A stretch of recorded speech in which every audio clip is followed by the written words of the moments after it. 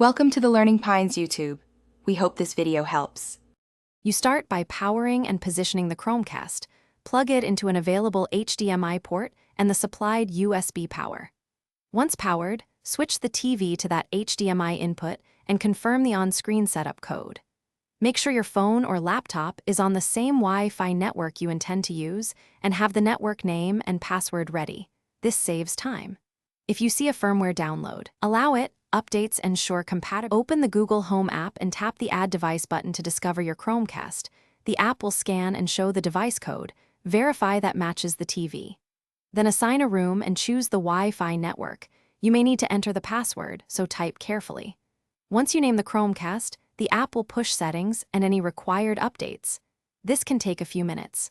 Stay near the TV and your router so the connection completes without interruption. To cast, open a supported app on your phone or laptop, tap the cast icon, and choose your Chromecast name. Playback should transfer instantly. If audio or video lags, make sure the sending device and Chromecast are on the same network and within good Wi-Fi range. Move closer or switch bands if needed. If nothing appears, restart the Chromecast, the mobile device, and the router in that order, and only factory reset as a last resort.